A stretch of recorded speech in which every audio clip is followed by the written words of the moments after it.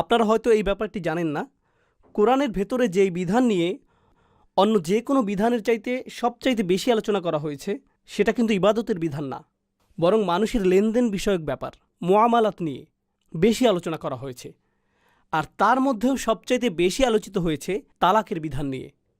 সমস্ত কোরআনে আল্লাহ তালাক ছাড়া আর কোনো বিধান নিয়ে এতটা বিস্তারিত আলোচনা করেননি। কোনটা? তালাক। কেউ যদি জিজ্ঞেস করে, আচ্ছা সুখী দাম্পত্য জীবন নিয়ে কোরআন কি বলে, হয়তো দুটো আয়াত পাবেন। আবার যদি জিজ্ঞেস করে তালাক নিয়ে কোরআন কি বলে, কয়েক পৃষ্ঠা আলোচনা খুঁজে পাবেন। তার উপর একটি সূরার নামই তালাক। এছাড়া আরও আছে। কেন কেন আল্লাহ টিকটকের মতো দাম্পত্য সম্পর্ক নিয়ে এত এত পরামর্শ দেন না? সব জায়গায় সম্পর্কে হিকমার ছড়াছড়ি হয়ে আছে। দুনিয়ার সমস্ত আবু জাহেলরা দাম্পত্য সম্পর্ক নিয়ে পরামর্শ দিচ্ছেই, অথচ কোরআন এই বিষয়ে চুপ। অল্প একটু বলেছে শুধু। একটি আলোচনা এসেছে সূরাত রুমে, আর অন্য আরেকটি এসেছে সূরাত বাকারাতে, রমজান মাসের আলোচনার সময়ে একটুখানি এখানে সেখানে করে এভাবে। কিন্তু দাম্পত্য আলোচনার বিশাল অংশ তালাক কেন্দ্রিক। ইয়া আল্লাহ! কেন জানেন? কারণটা হলো এই মূলনীতি। আল্লাহ বলেছেন, ওয়ায়ুআল্লিমুকুম মা লাম তাকুনু তা'লামুন। আল্লাহ তোমাদের তা শিক্ষা দেন যা তোমরা নিজেরা কখনোই শিখতে পারতে না। এর মানে হলো আল্লাহ জানেন যে মানুষ কিভাবে ভালো সম্পর্ক গড়তে হয় সেটা জানে। বাহির থেকে ভালো দাম্পত্য সম্পর্ক শেখানোর প্রয়োজন নেই মানুষের, সেটা জানে। কিন্তু মানুষ যেটা জানতে পারবে না তা হলো কিভাবে শান্তিপূর্ণ তালাকে যেতে হয়, সেটা আপনারা জানতে পারতেন না। সব কিছু ভালো রাখাটা জানেন কিভাবে, কিন্তু অবস্থা খারাপ হয়ে গেলে কিভাবে সামলাবেন সেটা আপনারা জানতে পারতেন না। সেটা তোমরা নিজেরা বের করতে পারতে না। তাই আমি তোমাদের বিস্তারিতভাবে ব্যাখ্যা করে দিচ্ছি। আর তাই আল্লাহ প্রচুর বিস্তারিত আলোচনা করে দিচ্ছেন যে তালাকের পর কি কি হওয়া উচিত। বিষয়গুলো হচ্ছে, এগুলোকে আপনি সহজেই তালাকের বিধান বলতে পারেন। তাহলে কোরআনের এই অংশটি হচ্ছে কিতাব, তাই না? এটা হলো কিতাব। আমরা এর কিছুটা দেখব, পুরো বিষয়টা দেখা সম্ভব না, কারণ বিশাল বড় আলোচনা, ভয়ানক বড় বিষয়টা। আমি আপনাদের এই বিষয়ের শুধু ছোট্ট একটা অংশ দেখাবো। আত-তালাকু মাররাতান, এটা একেবারে সম্পূর্ণ বিস্তারিত তাফসির না, শুধু হালকা আলোচনা। যখন একজন নারী আর পুরুষ বিবাহ বন্ধনে আবদ্ধ আছে, তখন স্বামী চাইলে তার স্ত্রীর প্রতি তালাক উচ্চারণ করে আবার ফিরিয়ে নিতে পারবে, শুধু 2 বার। মানে শুধু 2টি ঘটনার সময়ে সে তাকে ফিরিয়ে নিতে পারবে। আজকাল তো মানুষ তালাককে হাস্যকর বানিয়ে ফেলেছে, বলছে তালাক তালাক তালাক তালাক তালাক তালাক তালাক তালাক। কি করবি তুই এখন? এরপর 2 ঘন্টা পর আবার, আরে আমি তো মন থেকে বলিনি, এটা হবে না, একটা মুফতি খুঁজে দেখি। এমনটাই না? কারণ হাসি ঠাট্টার ব্যাপার হয়ে গেছে যেন। এভাবে করার ফলে আল্লাহর আয়াতকেই কি হাস্যকর ব্যাপার বানানো হলো না? এর চাইতে অদ্ভুত ব্যাপার কি জানেন? আমি জানি না এটা শুধু পাকিস্তানিদের বেলাতেই কিনা, কিন্তু লোকজন আমাকে বলেছে যে 3 বার না বললে তালাক পতিত হয়ই না। কে বলেছে এমন কথা? কোন বইতে পেয়েছেন? কমিক বই থেকে ইসলাম শিখেছেন নাকি আপনি? এসব পাগলামি নাকি? আল্লাহ বলেছেন প্রত্যাহারযোগ্য, প্রত্যাবর্তনযোগ্য ঘটতে পারে শুধু 2 বার। আপনি সম্পর্ক ভেঙে দিতে পারেন, এরপর প্রত্যাহার করতে পারেন শুধুমাত্র 2 বার। এরপর কি বলছে মনোযোগ দিয়ে শুনুন। ফা ইমসাকু মা'রুফিন। এমনটা যদি হয়, অর্থাৎ সেই 2 বারের কোনো একবার এমন হলো যে তোমাকে তালাক এমন বলেছে, এরপর সেটা নিয়ে চিন্তাভাবনা করে যদি ঠিক করে যে তারা আবার মিলেমিশে যাবে, তখন সেক্ষেত্রে আল্লাহ বলেছেন তাকে ফিরিয়ে নাও, বিবাহ ধরে রাখো, কিন্তু সুন্দরভাবে টিকিয়ে রাখো, ভদ্র সভ্যভাবে সেটা রাখো, সুন্দরভাবে সম্পর্ক রাখো। এখন এই যে স্ত্রীকে উত্তমভাবে ধরে রাখো, এই কথাটার ব্যাপারে বলুন তো, এটা শুনে কি বিধান মনে হচ্ছে নাকি হিকমা? বিধানের ঠিক পরেই আল্লাহ কোন দিকে চলে এলেন? প্রজ্ঞা। কারণ আমি তো মাপতে পারবো না যে তাকে কি ভালো উদ্দেশ্যে সুন্দরভাবে ফিরিয়ে নিচ্ছি নাকি না। এটা কোনো বিচারকও মেপে দেখতে পারবেন না, সরাসরি কেউই পারবেন না। আও তাসরিহু বিইহসানিন, অথবা সুন্দরভাবে ছেড়ে দাও। আল্লাহ বলছেন কিভাবে ছাড়ো? সুন্দরভাবে। কোরআন এটা বলেছে, কোরআনে এভাবে বলছে। আপনারা তো জানেন যে বিবাহ বিচ্ছেদ হবার সময়ে পরিস্থিতি খুবই বাজে হয়ে যায়। এখন আল্লাহ আমাদের বলছেন, শোনো, তোমরা জানো না এরকম পরিস্থিতি কিভাবে সামাল দিতে হয়, আমি তোমাদের বলছি। যেভাবেই পারো তাকে সুন্দরভাবে বিদায় দাও। কিভাবে করো? সুন্দরভাবে। অনেক সময় এরকম অবস্থাও হয় যে একজন আল্লাহকে ভয় করে বলে যে আমি সুন্দরভাবে সব কিছু শেষ করতে চাচ্ছি, কিন্তু অন্যজন বলছে, হে, দেখাচ্ছি তোকে সুন্দর, তাই না? আও তাসরিহু বিইহসানিন, এরপর আল্লাহ বলছেন ওয়ালা ইয়াহিল্লু লাকুম আন তাখুযু মিম্মা আতাইতুমুহুন্না শাইআন। এখন আল্লাহ পুরুষদের উদ্দেশ্যে কথা বলছেন। তিনি বলছেন তোমাদের জন্য তাদের কাছে দেয়া কোনো কিছু ফিরিয়ে নেওয়া হালাল নয়। অর্থাৎ ধরুন আপনি তাকে গাড়ি দিয়েছেন, কোনো আংটি দিয়েছেন, বা কোনো নেকলেস উপহার দিয়েছেন, বা PS5 দিয়েছেন তাকে।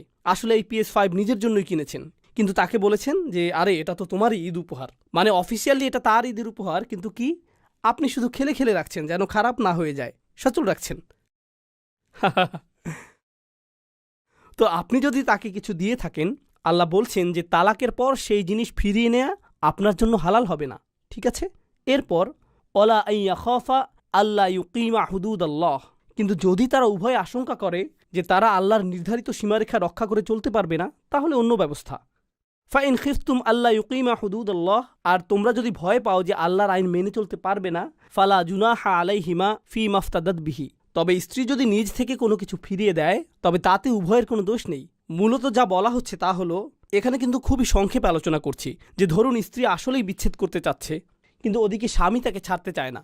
এখন স্ত্রী বলছে আচ্ছা যাও, PS5টা তুমি নিয়ে নাও, আমাকে যেতে দাও, ঠিক আছে, আমি আর থাকতে চাই না, PS5টা রাখো। আল্লাহ বলছেন তার নিজের জিনিস যা কিছু তা থেকে কিছু ফিরিয়ে দিলে সমস্যা নেই। স্ত্রী হয়তো ভাবছে এটা দিয়ে দিলে হয়তো ছেড়ে যেতে আমার জন্য সহজ হবে, ঠিক আছে। তাহলে এখানে যেন সেই স্ত্রী এক প্রকার মুক্তিপণ দিচ্ছে, একটুখানি হলেও। স্বামী কিন্তু তাকে এসবে জোর করেনি। আল্লাহ বলছেন যে এটা করলে যদি তুমি তার থেকে চলে যেতে পারো তবে সেটা ফিরিয়ে দিলে কোনো সমস্যা নেই, সেটা তোমার জন্য হালাল হবে। কারণ আল্লাহ তো আগেই বলেছেন যে কিছু ফিরিয়ে নেওয়া স্বামীর জন্য হালাল নয়, কিন্তু এখন বলছেন যে ফিরিয়ে নেওয়া তো হারাম, কিন্তু স্বেচ্ছায় স্ত্রী কিছু ফিরিয়ে দিলে যদি বিচ্ছেদ সুন্দর হয় তবে তাই করো। ফি মাফতাদাত বিহি তিলকা হুদুদুল্লাহ ফালা তা'তাদুহা, এগুলো আল্লাহর দেয়া সীমারেখা, অতএব সেটা অতিক্রম করো না। অমাইয়া তা'আদ্দা হুদুদাল্লাহ, যে কেউ আল্লাহর দেয়া সীমা অতিক্রম করবে, ফাউলাইকা হুমুজ যালিমুন, তাহলে তারাই জুলুমকারীদের অন্তর্ভুক্ত হয়ে যাবে। ফাইন তাল্লাকাহা, সে যদি তৃতীয়বারের মতো তালাক দেয়, অর্থাৎ দুবার তালাকের কথা ইতিমধ্যে চলে এসেছে, এখন তৃতীয়বার, ফালা তাহিল্লু লাহু মিন বাদ, তাহলে সেই নারী তার জন্য আর হালাল থাকবে না, তারা চাইলেও আবার একত্র হতে পারবে না, সম্ভব না। মিন বাদ, এরপর হতে, হাত্তা তানকিহা যাওজান গায়রাহ, যতক্ষণ না পর্যন্ত সেই নারী অন্য কারো সাথে বিবাহ বন্ধনে আবদ্ধ হয়, তো সে তার সাথে আর থাকতে পারবে না। জুবাইরের চান্স শেষ। এখানে জুবাইর থাকলে দুঃখিত, শুধু উদাহরণ হিসেবে বললাম। তো সেই মহিলা করিমকে বিয়ে করে দেখল সে অন্যরকম, সে এক্সবক্স পছন্দ করে, PS ভালো লাগে না, এরকম কিছু হলো, সম্পর্ক টিকল না, তার সাথেও মেয়েটার তালাক হয়ে গেল, ঠিক আছে। তো তালাকের পর সেই মেয়ে হয়তো জুবাইরকে কিছুদিন পর মেসেজ করলো, কি খবর, কি করছো। জুবাইর অবাক হয়ে জিজ্ঞেস করলো, আমার সাথে কি কথা, তুমি না বিবাহিত। আমি আর বিবাহিত না, হি হি হি হি। তখন জুবাইর যদি বলে আচ্ছা চলো আবার চেষ্টা করি, তখন সেটা ঠিক আছে, তখন তারা একে অপরের কাছে ফিরে গেলে সেটা ঠিক আছে। মানে 3 তালাকের পর মেয়েটার যদি অন্য কোথাও বিয়ে হয়, সেটা না টিকলে তখন সে ফিরে যেতে পারবে প্রথম স্বামীর কাছে, নইলে যাবে না। আচ্ছা বলুন তো এর পেছনে হিকমা কি। ধরুন কোনো স্বামী স্ত্রীকে বলল তোমাকে আমি চাই না আর, তোমাকে তালাক। একটু পর না না আমি আসলে মন থেকে বলিনি, তালাক না। মেয়েটা ফিরে আসলো 2 মাস পর আবার, আরে তোমাকে ভালো লাগে না একদম, তাকে আবার বের করে দিল, আবারও ফিরিয়ে নিল। এরপর তৃতীয়বার যদি এমন হয় তখন এই মহিলার সাথে আর খেলা চলবে না, তৃতীয়বারই হলো শেষবার। এখন এই লোককে এই কষ্টে জীবন পার করতে হবে যে সেই মেয়েটা অন্য কারো সাথে ছিল, কারণ সে তার যথাযথ মূল্যায়ন করেনি। তো আপনি যদি আসলেই তাকে ফিরে পেতে চান, তাকে নিজের মতো জীবন পরিচালনা করতে দিতে হবে। তার অন্য কোথাও বিয়ে হয়ে গেলে, সেটা কাজ না করলে, তারপর সে আপনাকে যদি চায় তখন হয়তো আপনি তাকে ফিরে পেতে পারেন। তো এখানে আল্লাহ এটাই শেখাচ্ছেন যে তালাকের বিষয়টিকে এত হালকাভাবে নেবেন না, ঠিক আছে, কারণ বিয়ে একটা পবিত্র সম্পর্ক। যাই হোক, তো ফালা জুনাহা আলাইহিমা আইয়াতারাজা, এতে কোনো ক্ষতি নেই যদি তারা পুনরায় মিলিত হতে চায়। ইনজান্না আইয়ুকিমা হুদুদাল্লাহ, যদি তাদের আস্থা থাকে যে তারা আল্লাহর সীমা বিধান মেনে চলতে পারবে। অতিলকা হুদুদুল্লাহ, এগুলো হলো আল্লাহর দেয়া সীমা। ইউবাইয়িনুহা লিকওমি ইয়ালামুন, যারা আসলেই জানতে চায় তাদের জন্য তিনি স্পষ্ট করে দেন। ওয়া ইযা তাল্লাকতুমুন নিসাআ, আর যখন তোমরা স্ত্রীকে তালাক দেবে, যখন তোমরা নারীদেরকে তালাক দেবে, অর্থাৎ প্রথম তালাকের কথা বলছে, যেটার পর ফিরিয়ে নেওয়া যায়, ফাবালাগনা আজালাহুন্না, আর তাদের ইদ্যুৎকালও শেষ হয়ে আসছে, কারণ তালাকের পর 3 মাসিকের সময় থাকে। 3 মাসিকের আগে তাকে আপনি চাইলে ফিরিয়ে নিতে পারবেন। তো সে তৃতীয় পিরিয়ডের কাছে চলে এসেছে। সেই ছেলেটাও জানে যে সময় ঘনিয়ে আসছে, আর 2-1 দিন মাত্র, অথবা মাত্র 24 ঘন্টা। ফামসিকুহুন্না বিমা'রুফিন, মানে তাদের ইদ্যৎকাল পূরণ হবে এমন সময় চলে আসলে হয় তুমি তাকে ফিরিয়ে নেবে, কিন্তু সম্মানের সাথে ফিরিয়ে নিতে হবে, বিমা'রুফিন। আও সাররিহুহুন্না বিমা'রুফিন, অথবা সম্মানের সাথে তাকে ছেড়ে দেবে। এরপর আল্লাহ বলছেন, ওয়ালা তুমসিকুহুন্না দিরারান লিতা'তাদু, আর তার ক্ষতি করার উদ্দেশ্যে তাকে ফিরিয়ে নিও না। এমন নিয়তে তাকে ফিরিয়ে নিতে পারবেন না যে তাকে কষ্ট দেবেন, সীমা অতিক্রম করবেন। মানে যা বোঝাতে চাচ্ছি তা হলো, ধরুন আপনি তাকে খুবই ঘৃণা করেন, এখন সে স্বাধীন হয়ে যাবে এটা সহ্য করতে পারছেন না, তাকে ভালোবাসেন না, শুধু তার উপর প্রভাব খাটাতে পারবেন না এটা পছন্দ হচ্ছে না, তাই তাকে তালাকের অবস্থায় রেখে দিচ্ছেন। তাকে ভালোবাসেন না, সেও জানে না আপনি তাকে ফিরিয়ে নেবেন কিনা। সে আশা করছে সব ঠিক হয়ে যাবে, কিন্তু জানে না আপনার উদ্দেশ্য কত খারাপ। আপনি তো শুধু চান যে সে কষ্ট পাক। তাহলে আপনি কি পুরো 3 মাস অপেক্ষা করবেন? এরপর একদম শেষে এসে বলবেন, না না না, তোমাকে ফিরিয়ে নিতে চাই। এরপর তাকে ফিরিয়ে নেওয়ার পর তার জীবন জাহান্নাম বানিয়ে ফেলবেন। তার সাথে অত্যাচারের এই খেলা শেষ করে কি আবার তাকে বলবেন, যাও তোমাকে আবার তালাক দিলাম? এরপর সে নিজেকে স্বাধীন ভাবা শুরু করবে। সে যখন প্রায় স্বাধীন হয়েই যাবে, অর্থাৎ কত মাস অপেক্ষা করতে হয়? 3 মাস। তাহলে 2.9 মাস শেষে এসে আপনি আবার বললেন, না না, তোমাকে ছাড়া আমি থাকবো না। তাকে আবার ফিরিয়ে নেবেন। এমন কেন করছে এই লোক? তাকে অত্যাচার করতে, কষ্ট দিতে এসব করছে। এই আয়াতের আরেকটা অর্থ হতে পারে, এই স্বামী তার স্ত্রীকে ফিরিয়ে নিতে চায়, কিন্তু তার সাথে ভালোভাবে থাকতে চায় না। হয়তো সে তার সাথে হিংস্র আচরণ করত, মারধর করত, খরচাপাতি দিত না, দিরার তখনও আছে। যদিও এই লোক তাকে ফিরিয়ে নিচ্ছে, কিন্তু সে কোনো সমস্যার সমাধানই করছে না। যদি আগের মতোই খারাপভাবে চলতে থাকো, সীমা অতিক্রম করতে থাকো, তবে তাকে ফিরিয়ে নেবে না। এটাই আল্লাহ বলছেন এই আয়াতে। এখন শুনুন, অমাইয়াফআল যালিকা ফাকাদ যালামা নাফসাহু, আর যেই এমন করবে সে নিজের প্রতিই জুলুম করল। ওয়ালা তাত্তাখিযু আয়াতিল্লাহি হুজুয়া, আর আল্লাহর আয়াতকে কৌতুকের বস্তু বানিয়ে নিও না। আর তোমরা আল্লাহর আয়াতসমূহকে উপহাসরূপে গ্রহণ করো না। আপনারা কি বলতে পারেন একই আয়াতে এই কথা বলাটা কেন জরুরি? এটা জরুরি কারণ আল্লাহ বলছেন, এই বিধান যেগুলো আল্লাহ দিয়েছেন এগুলো হচ্ছে আইন, কিতাব। এরপর যখন আল্লাহ বললেন বদ উদ্দেশ্যে তাদের ফিরিয়ে নেবে না, এটা কিতাব নয়, এটা কি? এটা হলো হিকমা। বিধান অনুসারে সে চাইলে স্ত্রীকে সময়ের ভেতর ফিরিয়ে নিতে পারবে, তাই না?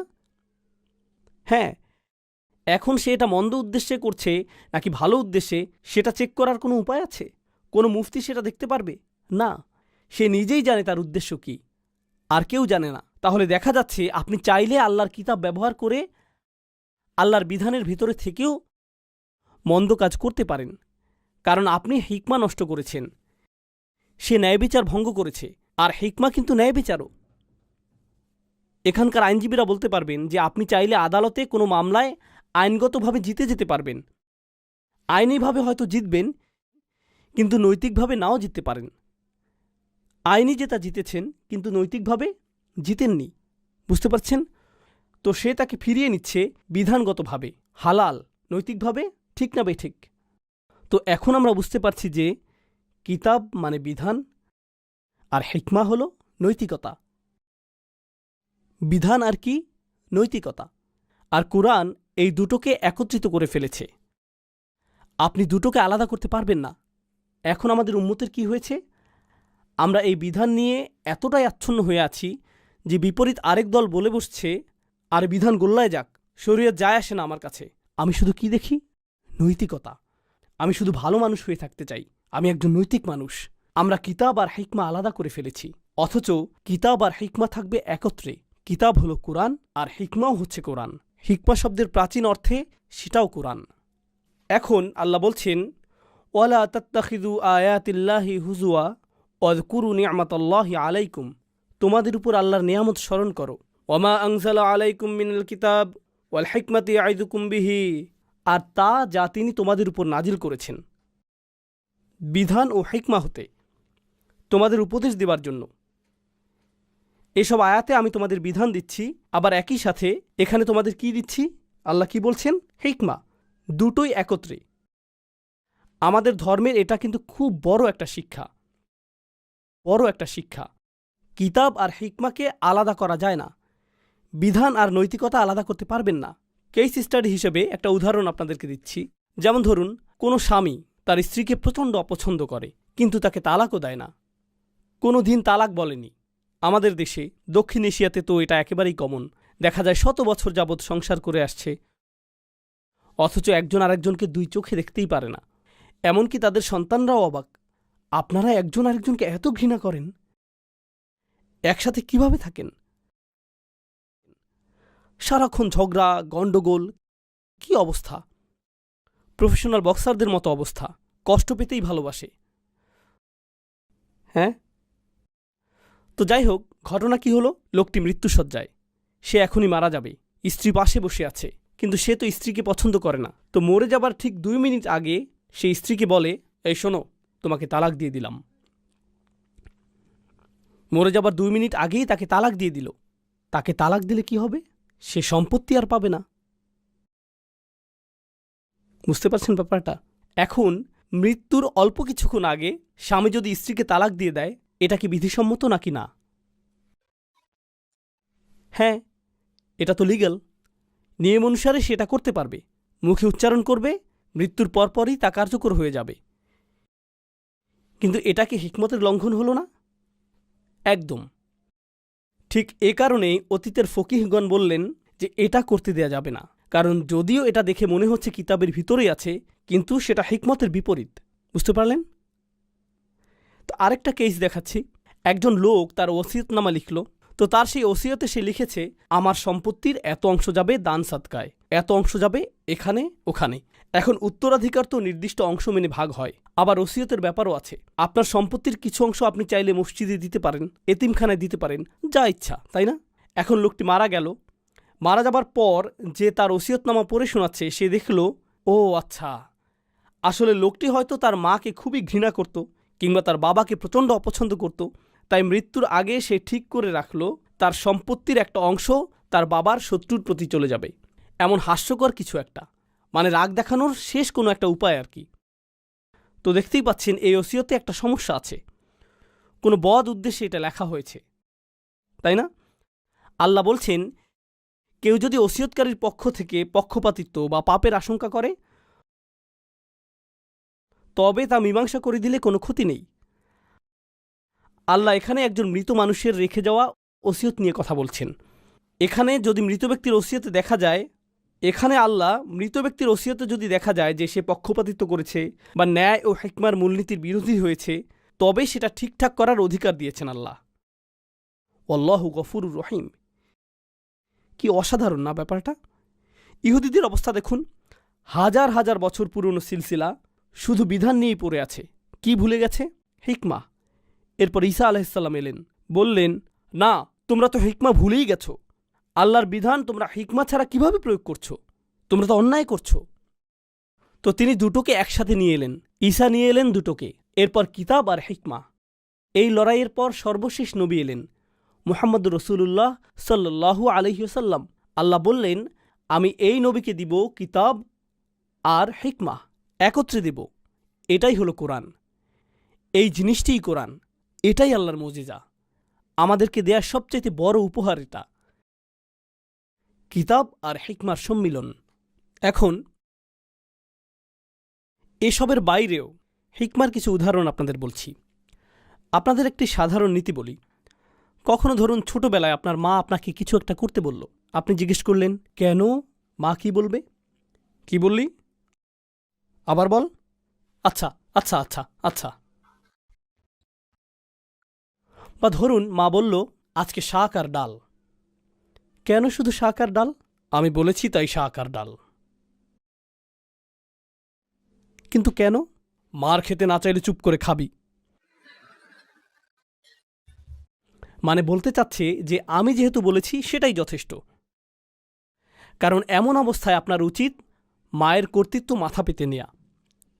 তার কথা হলো, আমার তোমাকে কৈফিয়ত দেবার প্রয়োজন নেই, যা বলছি সেটাই নিয়ম, যা বলেছি সেটাই নিয়ম, তাই না? কেন সেটা বলার দরকার নেই। আল্লাহ আমাদের নিয়ম দেন, ঠিক কিনা? কৈফিয়ত দেবার দরকার নেই। এমন একজন যদি থাকেন, সেটা কে হবে? আল্লাহ।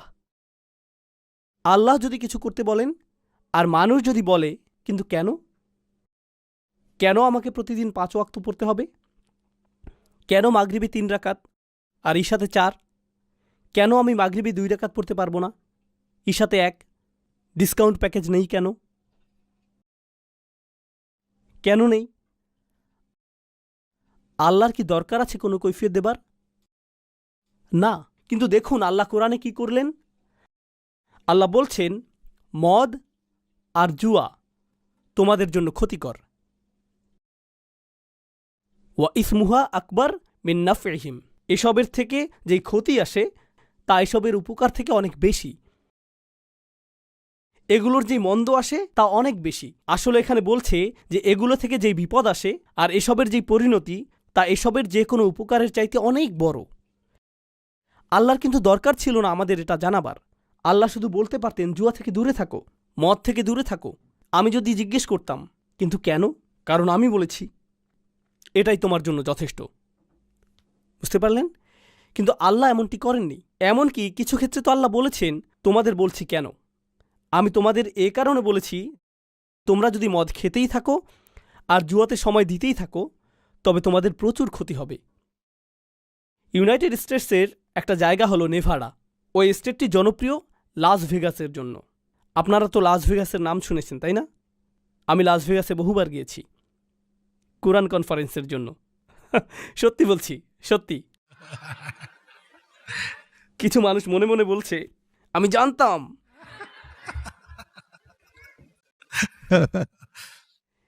এই যে নেভাডা নামক স্টেটটিতে অনেক আগে গিয়েছিলাম, আমি জানি না এখন কিভাবে হয়, এর মধ্যে আর যাইনি। কিন্তু ওরা ক্যাসিনো থেকে এতই টাকা কামায় যে এর কারণে পুরো স্টেটে প্রচুর নাগরিক সুবিধা দিতে পারে।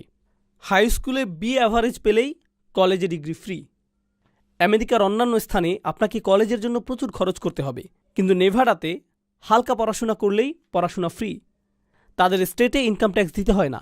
তাদের চিকিৎসা সেবা আমেরিকার অন্যান্য যে কোনো স্টেটের চাইতে ভালো। তাদের ওখানে হার্ট সার্জারি সেন্টার আর হসপিটাল অন্য যে কোনো জায়গা থেকে বেশি। এটা বোঝাটা সহজ তাই না? কারণ এখানে হার্ট অ্যাটাকও তো বেশি হবার কথা। খুবই অদ্ভুত এক জায়গা। তাদের ওখানে আইনও অনেক ভালো, নাগরিকদের অপদস্থ করা যায় না। আপনারা জানেন আমেরিকার অন্যান্য স্থানে পুলিশরা ব্রিজের নিচে বা কোথাও লুকিয়ে থাকে, গাড়ি জোরে চালালে বেরিয়ে এসে ধরে। কিন্তু নেভাডা স্টেটে তারা এভাবে লুকিয়ে থাকতে পারে না, অনুমতি নেই।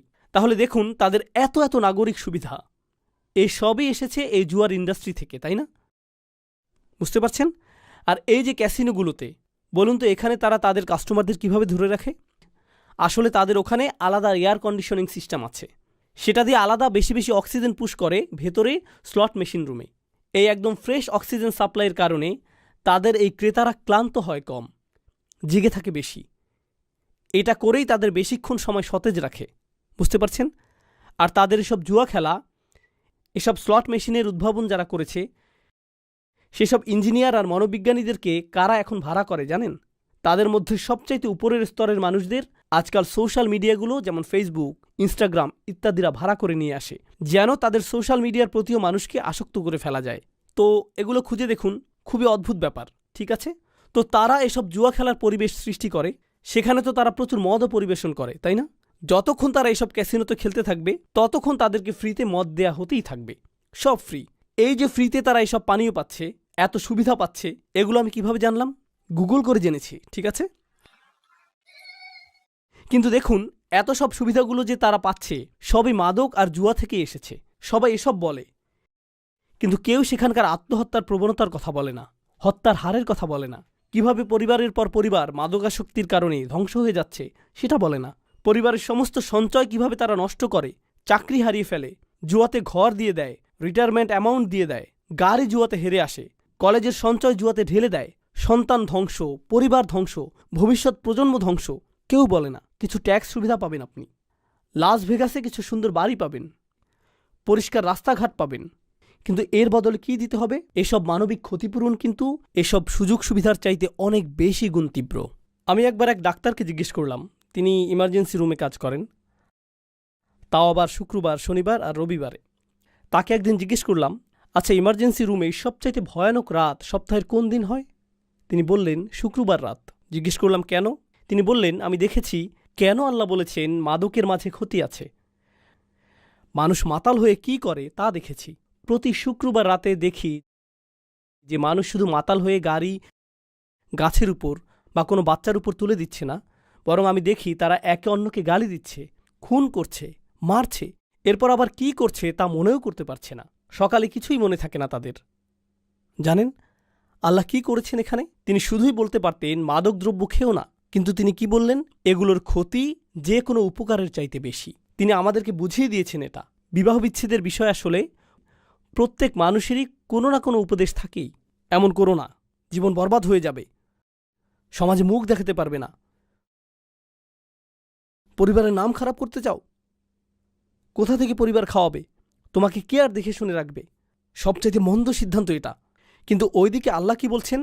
আল্লাহ আমাদের উপদেশ দিচ্ছেন, বরং অন্য যে কোনো কিছুর চাইতে তিনি তো তালাক নিয়েই সবচাইতে বেশি বলেছেন। আল্লাহ বলেন, ও ইয়া তাফাররাকা, যদি তারা বিচ্ছেদ করে ফেলে, অর্থাৎ দুজন যদি আলাদা হয়ে যায়, ইউগনিল্লাহু কুল্লাম মিন সাআতি, অর্থাৎ দুজন যদি আলাদা হয়ে যায়, ইউগনিল্লাহু কুল্লাম মিন সাআতি, আল্লাহ তাদের দেখভাল করবেন। আল্লাহ আশা দিচ্ছেন তাদের। অন্যান্য সবাই সমালোচনা করছে, দোষ দিচ্ছে তাদেরকে, আঙুল তাক করছে তাদের দিকে, আর আল্লাহ কি বলছেন? আমি তোমাকে দেখে রাখব।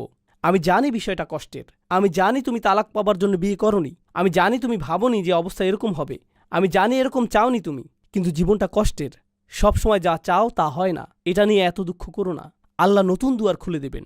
আপনারা সেই পরিচিত আয়াতটা তো অনেকেই জানেন, যার মধ্যে আল্লাহর তাকওয়া থাকবে, আল্লাহ তার জন্য উত্তরণের পথ বের করে দিবেন, অভাবনীয় স্থান হতে রিজিক দিবেন। অমাইয়াত্তাকিল্লাহ ইয়াজআল লাহু মাখরাজা ওয়া ইয়ারযুকুহু মিন হাইসু লা ইয়াহতাসিব। এটা কিন্তু তালাকের সূরার ভিতরেই আছে। এই প্রজ্ঞা আল্লাহ তালাকপ্রাপ্ত মানুষদের শেখাতে বলছেন, কারণ তারা ভাবছে তাদের জীবনের সমস্ত দরজাই যেন বন্ধ হয়ে গেল, জীবনটাই বোধহয় শেষ। কোথায় যাব? সে আমার সব কিছু, তাকে ছাড়া আমি কিভাবে থাকব? এখন কি হবে? আল্লাহ বলছেন, তোমাদের জন্য কিছু হিকমা দিচ্ছি, তোমাদের কিছু হিকমা প্রয়োজন। হিকমা শব্দের প্রাচীন অর্থগুলোর একটি হলো উপদেশ, উপদেশ দেয়া। আল্লাহ কি করেন তাহলে? আল্লাহ কখনো কখনো আমাদের কোনো একটা বিধান দেন, আবার সেই বিধানের সাথে সাথে আমাদেরকে দেন প্রজ্ঞা, আবার সেই বিধানের সাথে সাথে আমাদেরকে কি দেন? প্রজ্ঞা। এরপর আসছে রোজার বিষয়। যেহেতু তালাক নিয়ে বলেছিলাম, শেষ করি বিষয়টা। আল্লাহ বলছেন, যদি তোমাদের মধ্যে বিবাহ বিচ্ছেদ হয়েও যায়, লা তানসাউ ফাদলা বাইনাকুম, নিজেদের মধ্যে একে অপরকে সাহায্য সহযোগিতা করতে ভুলে যেও না।